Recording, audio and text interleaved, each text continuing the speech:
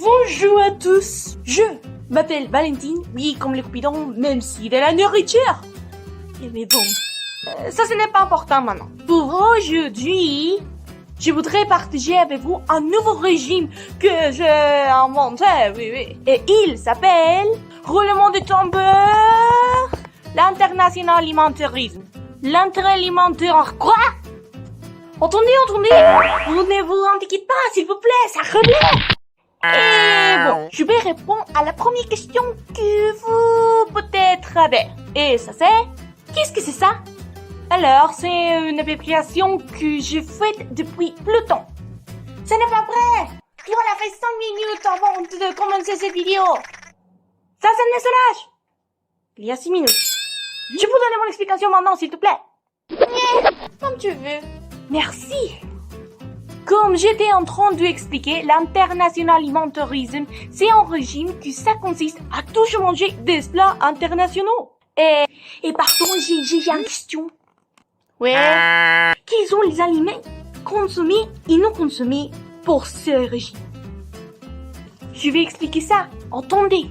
Vous pouvez manger de la nourriture qui vient de quelque pays que vous voulez. Même si manger de la même nationalité pendant un jour et après changer le lendemain. En plus, ajouter des épinards, du lait, des œufs, du pain intégral, du poulet, des bananes, des champignons, du fromage et de la viande à votre menu. Mais ne consommez pas de charcuterie, des guimauves, des sucettes et d'oursons guimauves.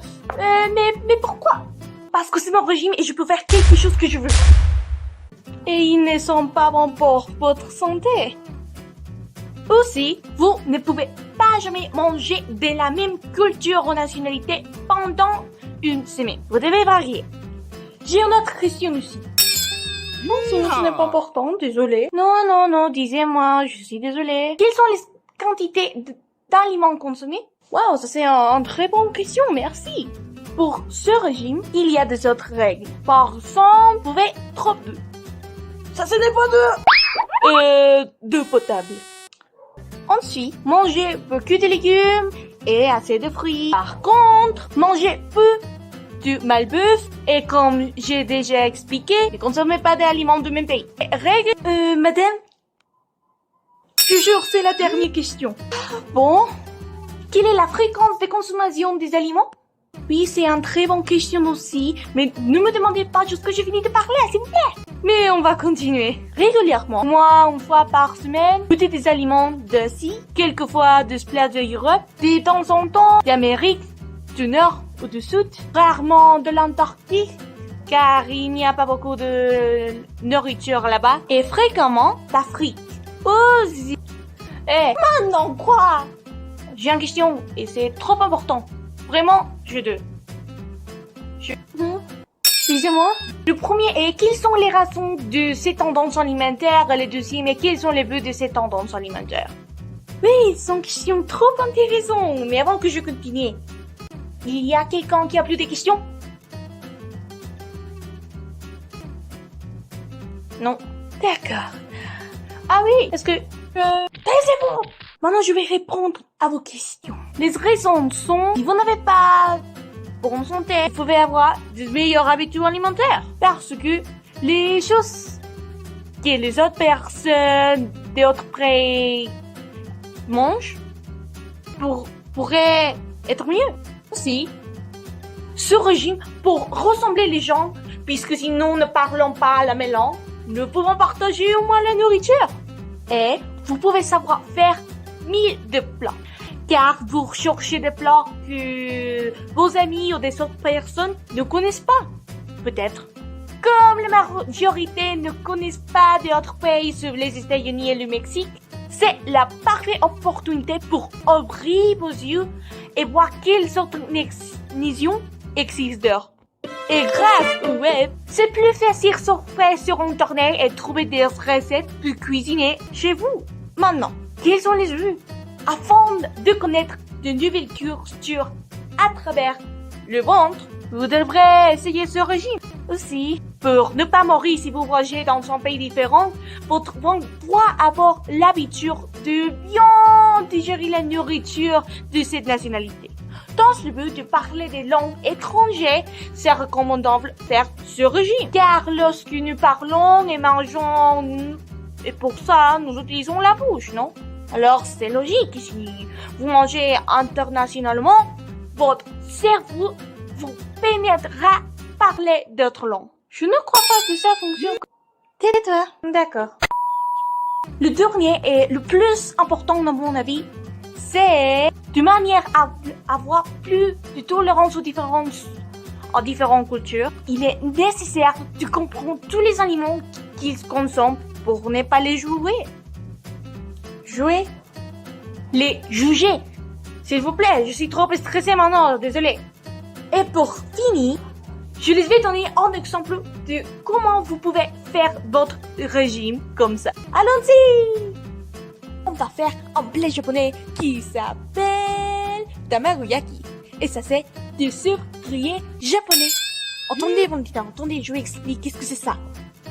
Pour faire ça, on a besoin de les suivants ingrédients. 4 œufs, une cuillère de sauce soja, une cuillère de sucre, du stevia, une pincée de sel, assez d'huile et un peu de lait. Les accessoires sont un four, un bol, un poêle, mais que moi, des baguettes. Non, Valentina, pas de baguettes de pain. Des baguettes chinoises. Je les utiliser, oui, ils sont ça. Aussi, un plat, un couteau et des rouleaux de cuisine. Ne demandez pas pourquoi. Pour faire le tamagoyaki, premier, cassez le surf dans le bol et mélangez-les avec les baguettes. Pas de pain! Après, ajoutez une cuillère de sauce soja, du sucre et un pincée de sel. Maintenant, mélangez. Oui! Oh! Comme ça. Qu'est-ce que tu es en train de faire? Entendez, mon lapin, entendez! On va besoin de faire quelques autres choses. Oui. Avant de continuer, vous avez soin d'ajouter le lait. N'oubliez ça pas. Maintenant, après avoir chauffé la poêle et avoir versé pas beaucoup d'huile, utilisez le rouleau de cuisine pour répandre l'huile. Aussi, après verser suffisamment de mélange dans la poêle.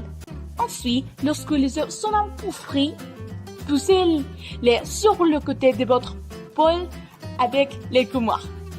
Puis, ajoutez plus d'huile comme avant. Par la suite, répétez les étapes 4 et 5 jusqu'à utiliser tout le mélange.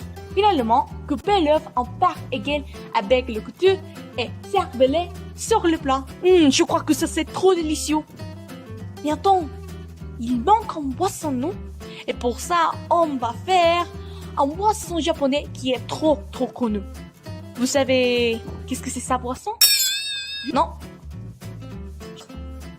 Et ça c'est le matcha.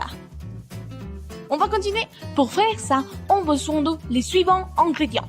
Premier, une cuillère de poudre de matcha, une cuillère de sucre, 3 cuillères d'eau, 250 ml de lait froid ou 300 ml de lait chaud. Les accessoires sont une tasse, un fouet et une cuillère.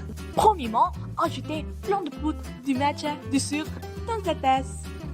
Après, ajoutez les 3 cuillères d'eau chaude.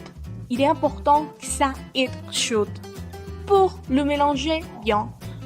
Maintenant, essayez de mélanger avec le fouet. Sinon, avec quelque autre chose que vous pouvez trouver, parce que pour moi, c'était un peu difficile, mais je crois que ça ne va être trop difficile pour vous. Je crois, j'espère. Après, séparez le poudre de notre poisson. Alors, mélangez-les avec le lait. Versez de 50 ml dans la tasse jusqu'à ce qu'il soit presque blanc. Utilisez du lait froid pour faire un latte glacé.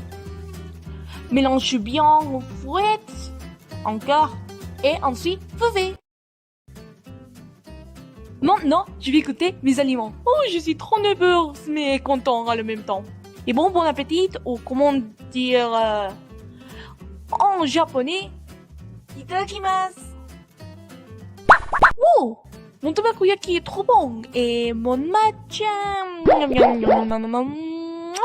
comme ça, n'est pas bon, n'est pas mal. Mais bon, merci beaucoup à tous. À la prochaine fois. Ou comment dire en japonais, sayonara.